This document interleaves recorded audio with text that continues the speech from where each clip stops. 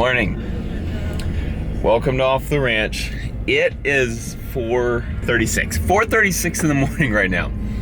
I'm a little tired, just leaving the house. Today is the 25-mile run. I'm running a quarter of an ultra marathon with two of my buddies, and one of my buddies is running an ultra marathon, which is 100 miles. I don't know if I can do it. I'm just gonna be honest. I don't know if I'm gonna make it. We start at 9 o'clock, so I'm trying to get there early because I want to see him leave. He starts running at 7 o'clock, and it's an hour and a half drive. It says it's an hour and a half drive, we'll see. So I'm trying to get there early just so I can see him off and wish him well, because 100 miles is crazy. He has 36 hours to finish 100 miles. It's a trail run, and so like some of that he'll be walking. A lot of that probably, I don't know. But you know, you probably walk the uphills, jog the downhills and flats. That's what I would think you would do. But you also stop and eat, and like you could rest for an hour if you wanted, I think. I mean, you have 36 hours to finish this. He's crazy. The guy's crazy. Let's be honest, we're all thinking it. This dude's crazy. I feel like I'm crazy for trying to run 25 miles. The most I've ever ran was 11 miles. So I am like almost doing, it's like almost 2.5 times that. I got everything I need though, I think. I got my backpack, I got my clothes, I got sunglasses, I got hat, I got sunscreen, lip balm, I got a thing of oatmeal, which I don't know how I'm gonna eat that in the car. This was a mistake. And I didn't know what to eat this morning. I ate 4 eggs this morning and some oatmeal. I was like, I probably need some carbs too. It's probably gonna spill all over my shirt before the race. I'm really a noob to this. If Meredith was here right now, she'd just be shaking her head.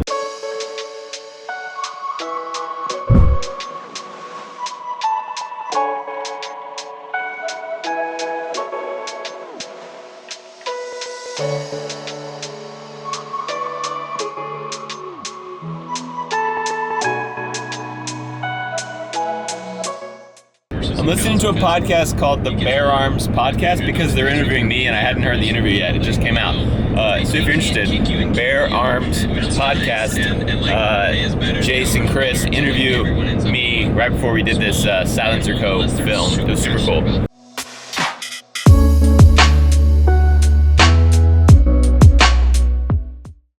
We're on a dirt road now for like 10 miles until we get there. And I just had my truck washed yesterday. Like, it was so clean, and it's gonna have mud all over. Like, my tires were slipping a second ago. It's gonna be gross. We're almost there. We're getting close. Backed up on this guy now. Must not be in a Raptor. Probably in some little wussy car or something. Can't hang out here. Oh yeah, it looks like it's like a Suburban or something. Raptor's definitely better than your Suburban, bro. It's 6 o'clock in the morning, so that's why I'm still talking crazy. I have an excuse. It wasn't a Suburban. It's a Jeep Liberty. It's a Jeep, and it's so slow on this rocky road out here. But now we're behind some, like, it looks like maybe a Ford Explorer up there.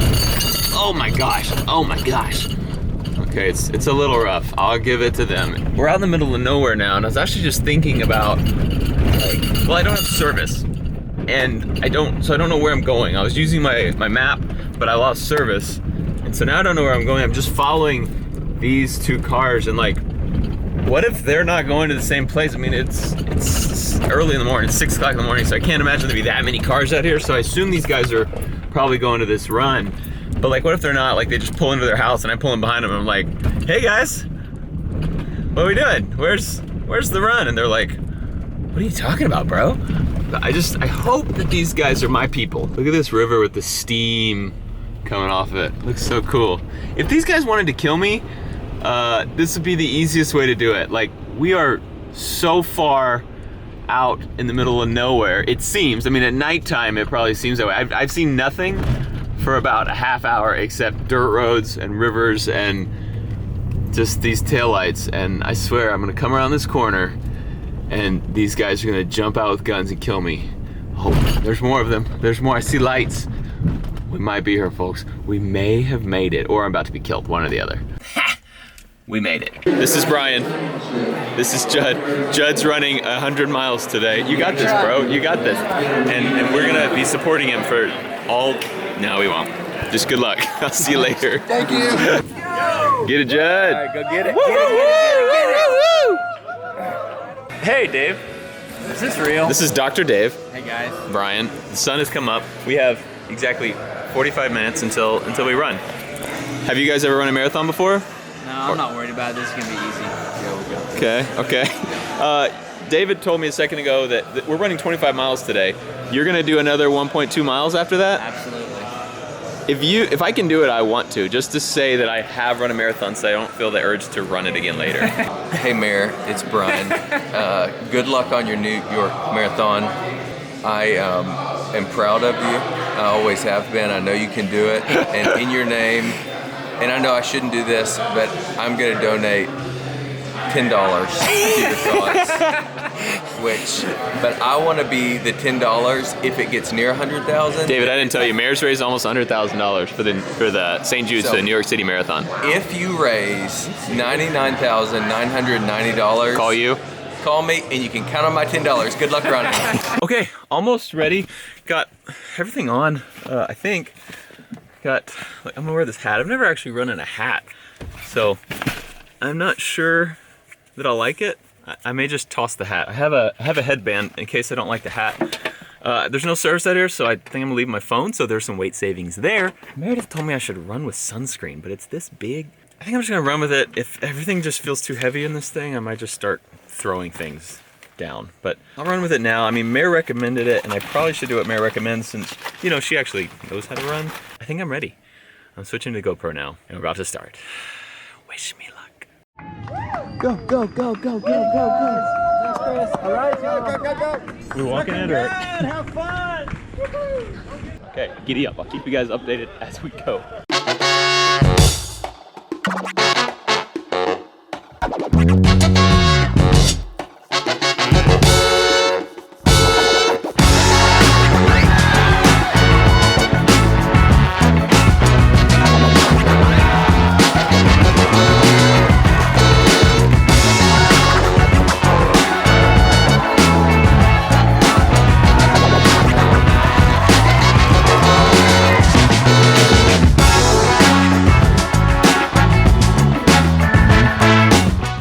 I'm 4 miles in, and my socks are soaked.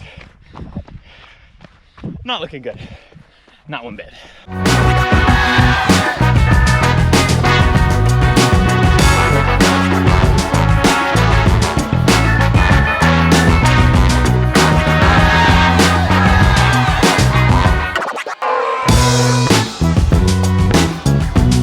We're 10 miles in.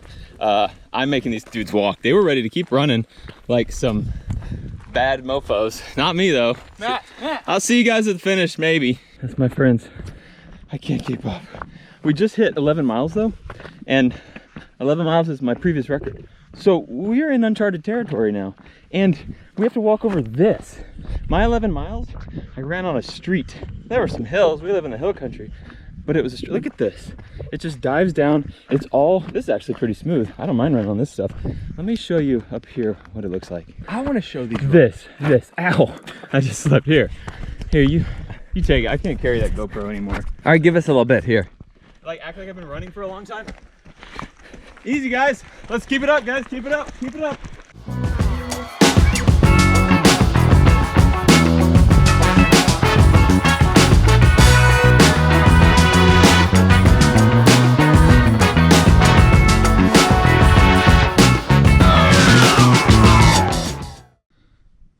There comes a time in a man's life when the man has to admit that he sucks at running.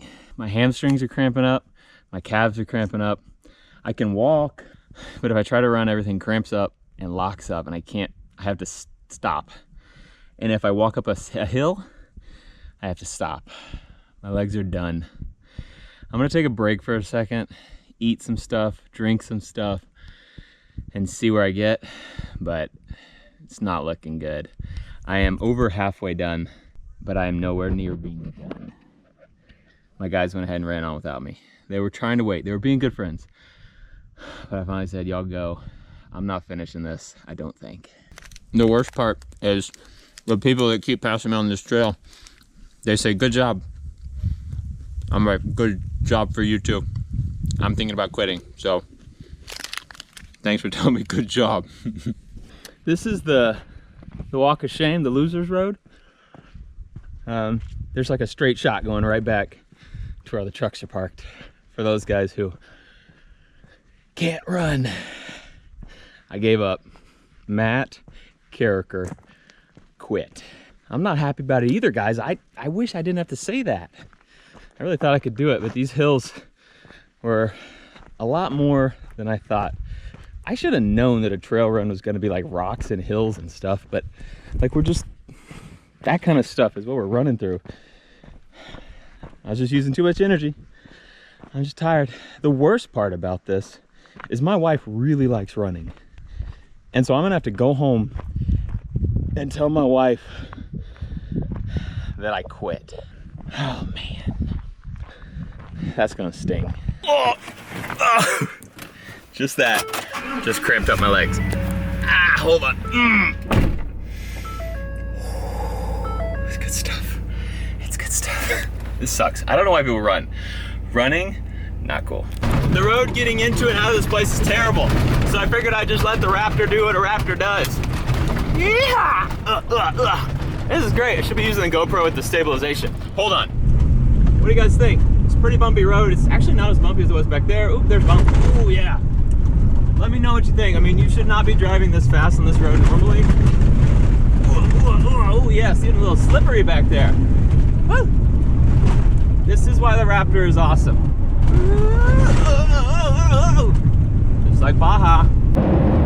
So I've been driving for about an hour now with no radio signal, so I can't listen to the radio, no cell phone service, so I can't play internet radio.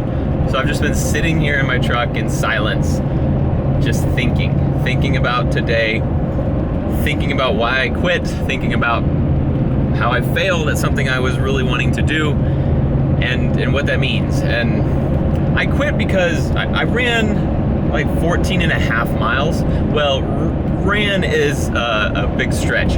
I covered about 14 and a half miles of ground today, which is by far the most I've ever done. And it was hilly, crazy hilly and rocky, and much harder terrain than I thought I was gonna be doing. I was walking at 14 and a half miles, and I was thinking like, can I finish this? Like, I'm over halfway. I could just walk the rest of this. And then I thought, that is gonna take hours, and my muscles are already cramping up whenever I slip on a rock the wrong way. My muscle just cramps up and I have to stop. And what is it gonna be doing in, 6 more hours? And so I was like, I don't think I could, even if I just was like, I got nothing going on today, nothing going on tomorrow, I'm just gonna finish this thing. I don't think I could. I think I just overdid it. And so I quit, straight up. And I failed. And then I started thinking about failures in life, and like, thinking about, everyone fails. I think everyone likes to pretend they don't. Myself included. I'm not saying I'm better than that. I pretend I don't fail to myself, to people around me. It's just, you want to pretend like everything's great, but the truth of the matter is people fail. And some days it's little things, some days it's big things. I've had big failures in my life, really big ones. I've had little ones. Today is a little failure. It means nothing in my life, except now I really want to do this race and complete it. But like, in the grand scheme of things, it didn't change my life at all. But I have had big failures. Matt Carricker, the two that stick out the most are vet school related.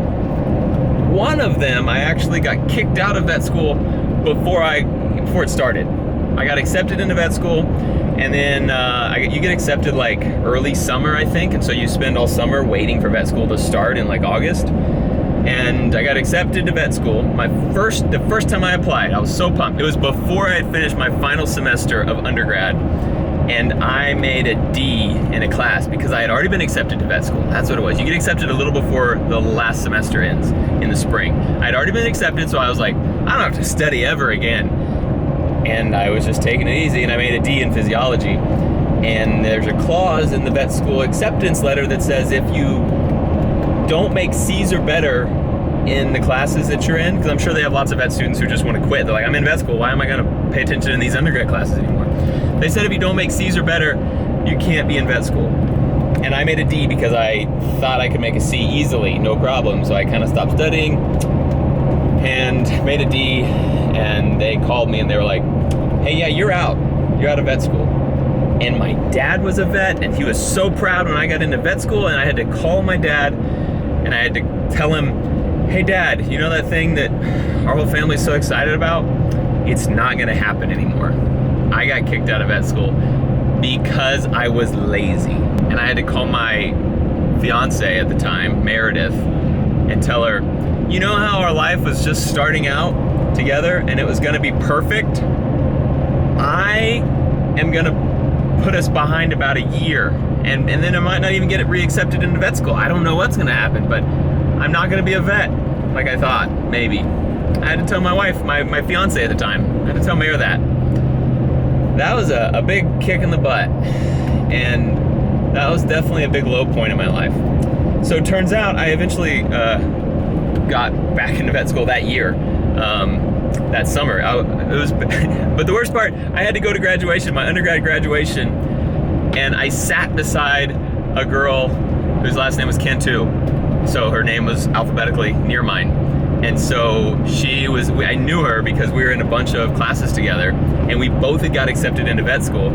And then I got kicked out, and then I sat next to her at our graduation for college, and she's all pumped about vet school, and I didn't want to tell her that I actually got kicked out. I was just like, I don't want to talk about vet school. I don't want to tell her. And so she's like, can't wait to see you, in the fall when we start vet school. And I was like, yeah, it's gonna be great. And I just didn't want to tell her, and it was just so sad for me.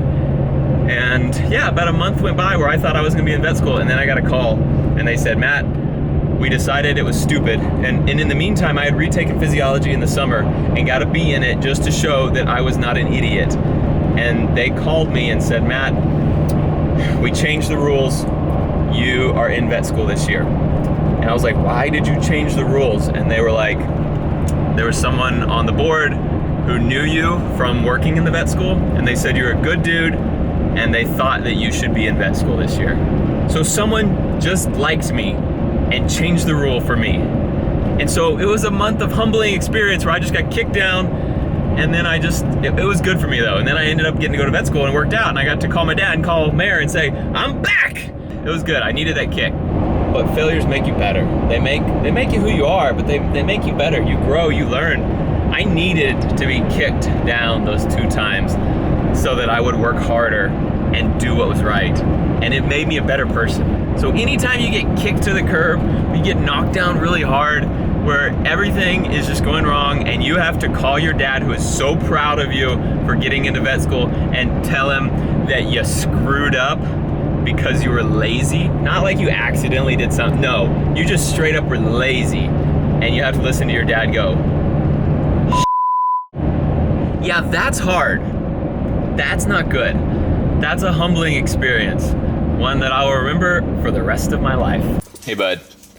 No, I didn't finish.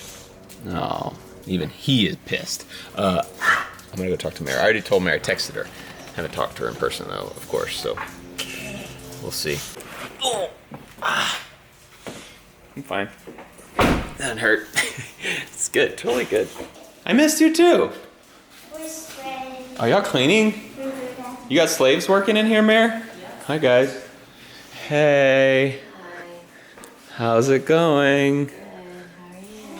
I'm so good. As long as you're not disappointed in me. Are you sore? No? Yeah, a little bit. Okay. They had us cliff climbing, basically. You guys saw it, right? Back me up here. Like, I underestimated how rocky and hilly and crazy it was. And these people who do this 100-miler, crazy. Do you want to get a new husband? Yeah, that's what I thought. I knew it. Thanks for watching Off the Ranch. We love you, and we'll see you next time. I'll be more pumped up next time. Bye.